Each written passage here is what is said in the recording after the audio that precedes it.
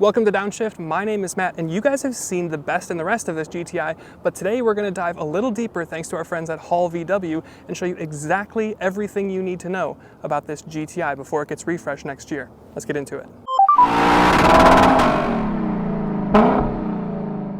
And before we get started, let's cover what's new for 2024. And obviously a new year means it's no longer the 40th anniversary year for this thing. 2024 is also the last year you're going to be able to get the manual transmission, RIP. But all manual cars for 24 will get the 380 package, which means you get the graphite gray paint as standard, you get the black accents, you get black 19-inch wheels, and you get adaptive suspension. That's a North America exclusive, by the way. But ultimately, it doesn't seem like for 2024 things have changed a whole lot. Obviously 2022 was the new generation, so they wouldn't change, at least not until next year, 2025, as we get a mid-cycle update. And then of course there's the engine, and what you have is VW's iconic EA888 2-liter turbocharged 4-cylinder. It's in pretty much everything that they make, but here in the GTI, it's good for 241 horsepower and 273 pound-feet of torque. 0 to 60 is going to be done in 6 seconds.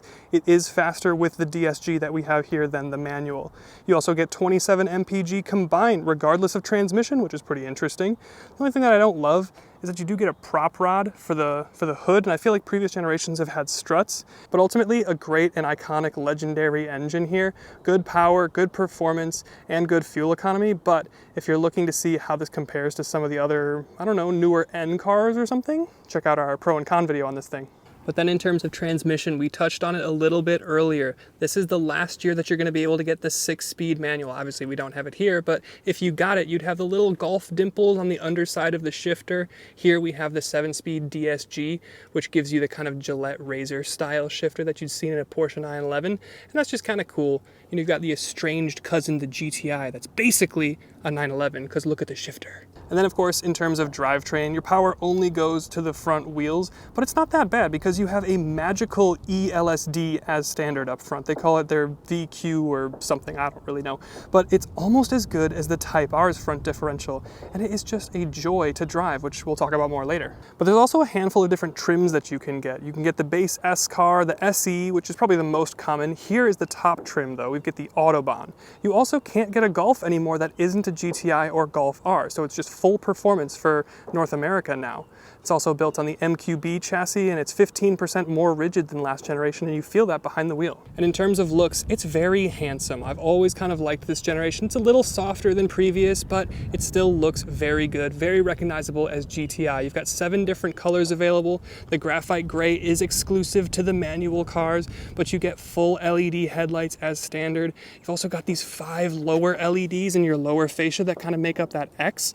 You don't get these in the Golf R, so this is kind of a GTI treat, but you also get the classic red line at the top of your grille, and you look closer, you can see that LED strip right under the red line because every VW apparently has to have the full width headlight thing. But then around the side, you can see you get wheels up to 19 inches. The Autobahns and the manuals get the 380 package. You get red brakes in pretty much everything, and they look pretty cool. They don't say like GTI on them, but they are pretty cool. The Golf Rs will say R on them.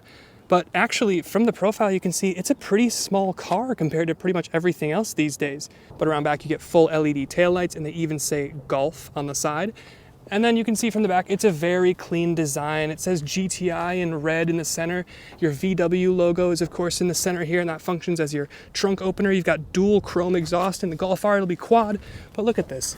It's not only a thoughtful little way to open the trunk, it also hides your reverse camera so it doesn't get all salty. And then your trunk itself is reasonably sized. This is kind of the classic GTI thing, adding more practicality to the performance than having something like a sedan, like an Elantra N or something like that. But here, you've got 20 cubic feet just about with the rear seats up. You can see that they fold 60-40 with a little ski pass-through down there, and the headrest stalks kind of come into there. But with those seats down, you're looking at about 34.5 cubic feet of space. Now, the Type R will have a little bit more space in the trunk, but it is still totally practical, and you've got things like grocery bag hangers and a little 12 volt and other things like that. As we check out the rear seats, look, your doors almost open 50 degrees. Makes it hugely practical, especially if you've got to load kids or something in here. Very practical to use. They're also reasonably spacious for this segment. I'm gonna hop in. I'm 6'1", and I've got an inch or two sitting behind me. I've also got headroom thanks to this thoughtful little hump here. which is pretty nice. You've also got some interesting pockets up here for smaller devices, like a phone perhaps. You've also got a classic map pocket down here, and Autobahn trims are gonna get a climate zone, vents, and heated rear seats, which is pretty amazing. And you just got some added kind of personality back here with the red stitching, the gray, kind of two-tone back here, and of course, how could you not have cup holders? Pretty nice back here in the rear seat of the GTI. But then as we talk about the front seats, now this is the Autobahn trim, so you get these cool two-tone or even three-tone leather seats, really nicely bolstered. The S version, or the SE I believe even, is gonna have that kind of classic plaid cloth GTI seat that I actually really love. So I'd actually be happy with either one, but you do have GTI kind of stitched in here.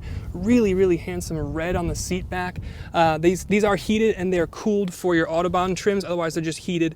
You also do get 3-level memory seats back here, and you even get a heated steering wheel. So definitely some luxury touches here in your GTI. But I just want to touch really briefly on the interior design for a second. Now it's a super clean kind of modern German dash, as you can see.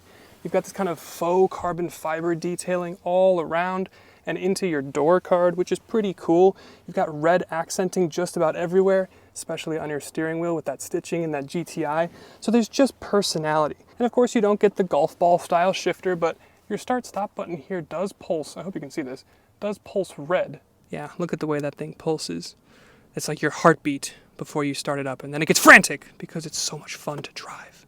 I'm not sure how important this is, but this is called your light and sight panel, which of course is your max defrost, because obviously if you've got snow or ice or whatever, you can't see, so that qualifies as sight. And then the other thing is light, so you can adjust your headlights. And then even as I'm explaining this, it sounds kind of silly to include a point on this, but it's kind of cool, I guess. But then zooming out and taking a look at tech overall, you do have a head-up display here, which is really nice. And then down here, you've got your 10.25-inch digital instrument cluster or digital cockpit. It's great, shows you a bunch of different stuff. We talked about this earlier, which is weird because you've got your tach and your boost pressure, so having them both go up at the same time is a little confusing if you're not looking down here and you are shifting manually. But over here, 8-inch infotainment system as standard. This is the bigger 10.25-inch one. Wireless Apple CarPlay. No 360 camera. I don't really expect a 360 camera from something like this, but you do get 360 parking sensors, which is kind of what I would expect. But also, as you guys know, one of my favorite things is ambient light, and you have a bunch of different options here. I like the Eternity. It's like AMG Patronus, Blue Teal or whatever. Vitality. I love the names here. Euphoria. This is Sydney Sweeney approved. Infinity. It's just like tacky tattoo, but you can also do a custom color. You've got like 30 different colors that you can choose from. And when you adjust the colors, you can see it adjusts into your head-up display and everything, and your cluster, I should say. So it really changes the entire theme of the car, and I do like that. It's pretty cool. Thank you, GTI. Thank you, Volkswagen, for injecting some personality. And 2024 should be the last time that we have to talk about this stuff, but we do have to talk about the climate sliders here because they are just like not my favorite. They're okay, like you can still use them almost kind of normal. I just still think a dial is probably a little bit better. You've also got a slider for your volume. I don't know when they decided that like knobs and buttons and switches that we've used for decades are like no good anymore, but everything is slider. Like everything in here is slider. Even your sunroof controls is all slider stuff. And in previous years, this didn't light up. And a lot of the stuff that we just complained about right now is being addressed in the new 2025, going back to physical buttons. So these things should all be taken care of next year.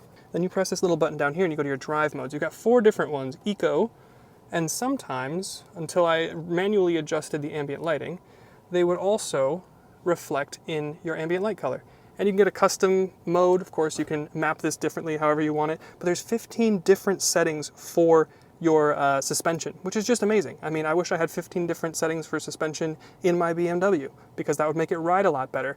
And this thing does ride really well. And again, we'll talk about that more in a minute. Now, the first is the quirk with the cup holder. Now, you can push this button and obviously you have a little biter there so you can keep your water bottle nice and snug in here. But if you have the big water bottles like myself, you can just put that away. And now you have space for a huge water bottle. You've also got a wireless charger, which kinda works. In your cluster here, you see you have your tachometer, and then you also have a boost pressure gauge. But since they're there together, it's a little confusing knowing when to shift if you're not really listening or paying so much attention. The center screen also has like proximity touch, so as you get closer, more information becomes available. Watch these icons on the right. Put my hand close, and now all of a sudden it says what they are. but the system itself is usually pretty good. It does have like almost like a hesitation or like a slight lag depending on what menus you're jumping around to. On the home system, once it figures itself out and you've done it once, it's rendered once, then it's pretty good. But just going into some of the apps, sometimes it takes a little bit longer, and then, you know, just some software stuff that'll get fixed next year. And the last thing that we'll talk about before we go on a drive is the price. Now, a GTI starts at $31,765. That's not too bad. It's a little more expensive than some, it's a little less expensive than some. And as tested, this thing is about $42,150, and I think it's a lot of car that you're getting for your money here. And let's show you what I mean by getting behind the wheel and going for a bit of a spin. GTI.